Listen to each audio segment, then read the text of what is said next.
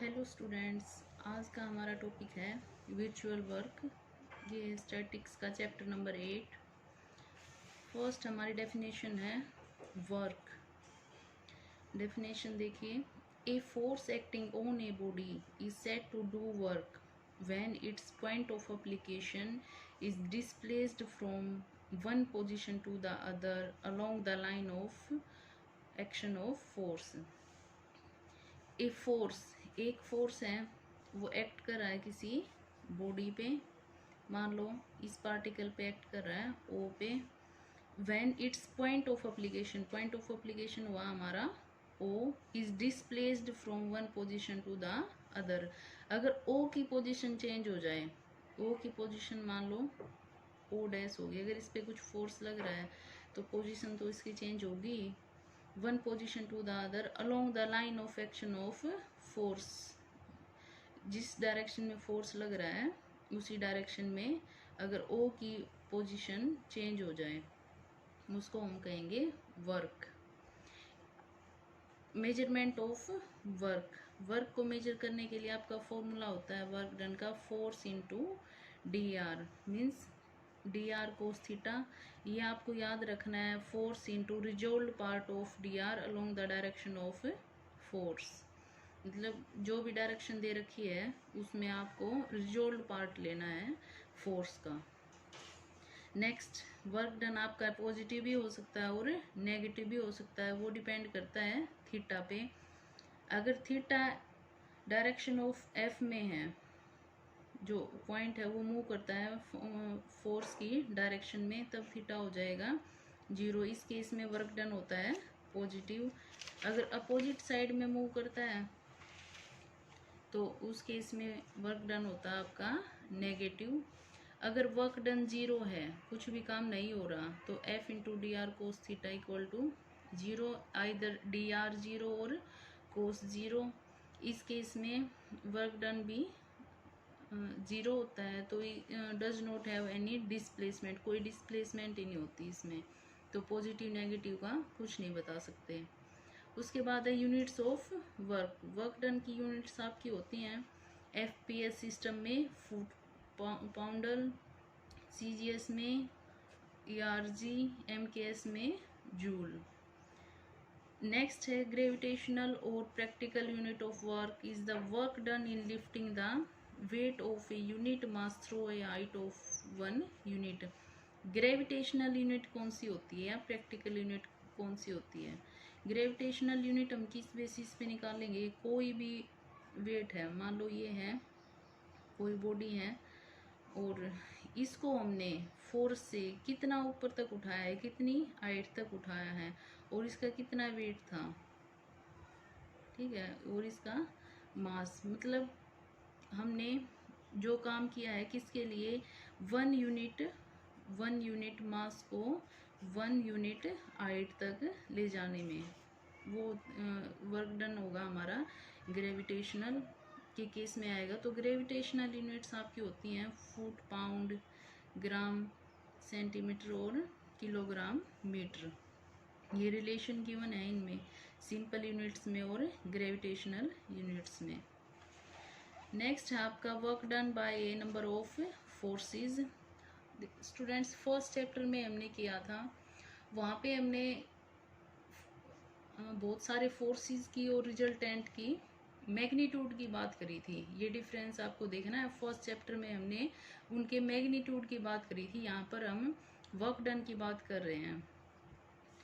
Magnitude वाले case में हमने पढ़ा था कि अगर किसी पॉइंट पे बहुत सारे फोर्सेस एक्ट कर रहे हैं, जैसे P1, P2, P3, तो उन सब के रिजोल्व पार्ट्स का सम, ऐसे P1 cos theta, P2 cos theta 1, theta 2, वो किसके इक्वल हो जाता था? रिजल्टेंट के रिजोल्व पार्ट के इक्वल हो जाता था।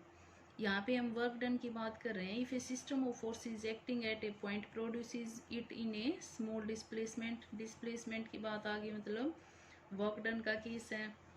The algebraic sum of work done by the separate forces is equal to the work done by their resultant. वही सेम बात है, वहाँ पे हमने मैग्नीट्यूड के लिए किया, यहाँ पर वर्क डन के लिए करेंगे। पॉइंट ओ लिया हमने, point of application P1 P2 P3 forces हैं, R इनका रिजल्टेंट है। Let P1 P2 be coplanar forces acting at O which displace it from O to A। जो डिस्प्लेसमेंट आई है हमारी, जो स्मॉल चेंज आया है वो है O पॉइंट को इन फोर्सेज ने A पे डिस्प्लेस कर दिया। Let R be their resultant. अब हम निकालें work done by P1। Work done का हमने फॉर्मूला किया था अभी, OA into the resolved part of P1 along OA into resolved part of P2 along OA and so on. अब इनका एल्जेब्रिक सम करते हैं। OA सब में कॉमन है, algebraic sum of resolve parts हो जाएगा। OA into resolved part of their resultant R, ये हम फर्स्ट चैप्टर में कर चुके हैं। ये हो जाएगा work done by the resultant R, hence proved. Next है हमारा विर्चुअल वर्क। विर्चुअल वर्क देखिए, विर्चुअल वर्क है, स्टार्टिंग में हमें बताया है अगर किसी रिजिड बॉडी पे हमने सिस्टम ऑफ फोर्सेस अप्लाई किया है तो उसमें वहाँ पे कुछ ना कुछ वर्क जरूर होगा। मान लो O है, O से O डैश पे इस बॉडी को डिस्प्लेस कर दिया जाता है। ये है जनरल केस जहाँ पर एक्चुअल में वर्क होता है।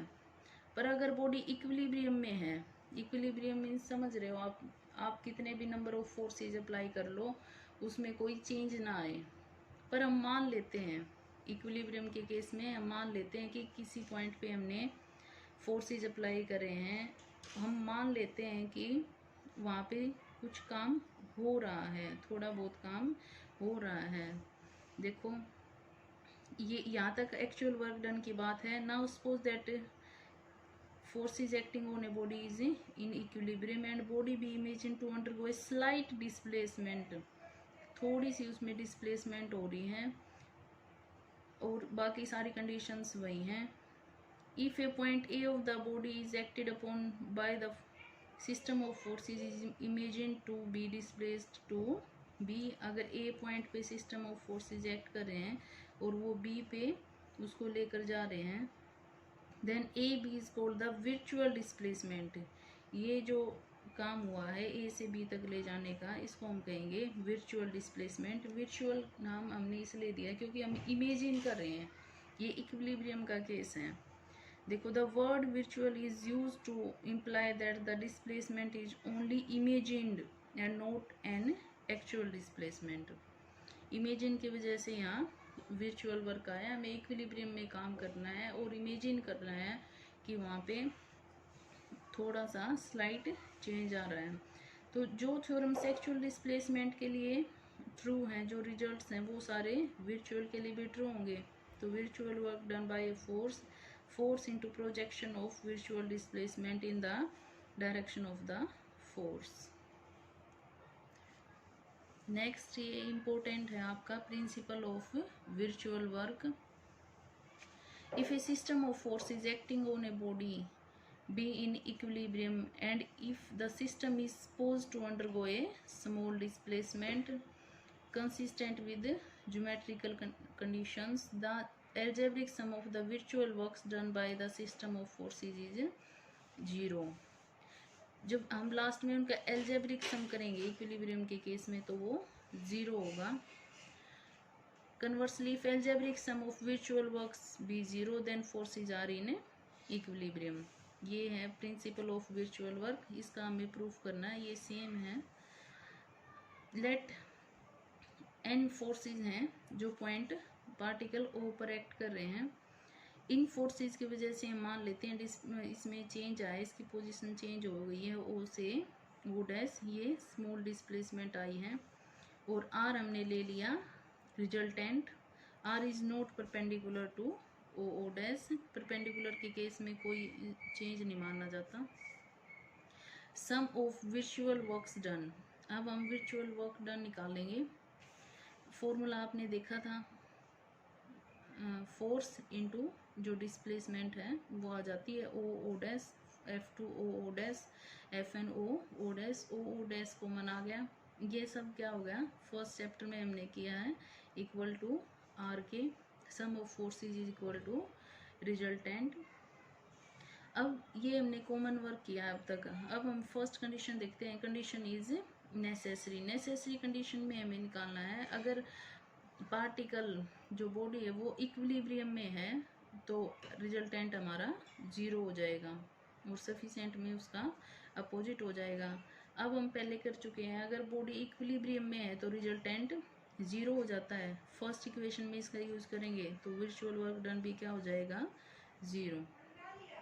कंडीशन सफिशिएंट है उस केस में हमें result virtual work done 0 given है और प्रूव करना है बॉडी इक्विलिब्रियम में होगी या फिर पार्टिकल। वर्चुअल वर्क डन 0 है मतलब r इंटू ओ डैश 0 है।